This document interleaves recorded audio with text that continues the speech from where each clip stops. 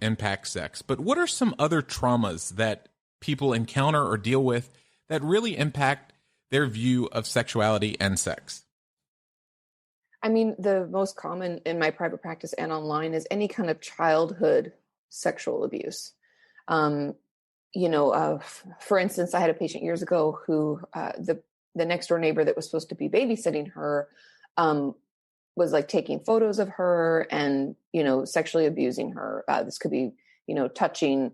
It doesn't have to be rape. And I know Right. a lot of people always think that, that's the only one that's really impactful.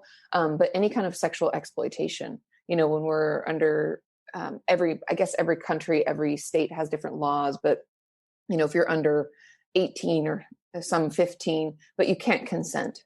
And so I think that's something that's really important to remember. And if we feel like we don't have a voice, that's a really, really hard thing to come back from. The ability to be intimate in later in life is going to be difficult, because if we're uncomfortable, if we dissociate, if our brain, I call it when our brain pulls a ripcord, it's like, this is too intense. It just absolutely. can't stay present. A lot of those are symptoms of trauma, and it's going to make it hard for us to have a loving, caring sexual relationship. And as you said, it doesn't always have to be rape. It could be any type of abuse, not just sexual, but it could be, spiritual, or any type of really controlling environment that really takes away a person's agency. It can be very detrimental to their development and their feeling of self and self-worth. And it's very hard. Yeah, because if you think about it, if something's done to us that we know is bad and wrong, right? But everybody around us, or the person doing it, tries to teach us / tell us or coerce us into believing that it is normal and it is okay, or threaten. A lot of people told me over the years, they threatened that they would hurt my mom or hurt my brother or something, That impact of fear that they instill.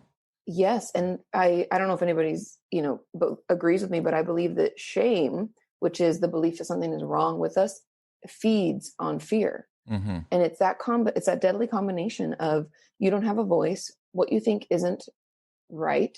Growing up, they then start to believe that maybe I did something to make this happen. Maybe I said something in an inappropriate way. I'm the reason this occurred. I wasn't good enough.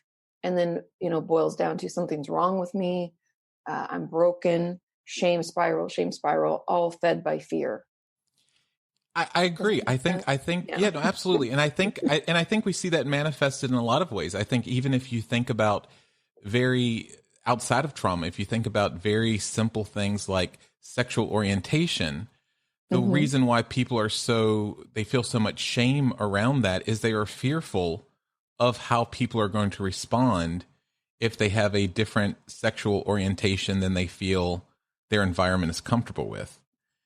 And so it continues. So I think that's a good point. I think it really very much does.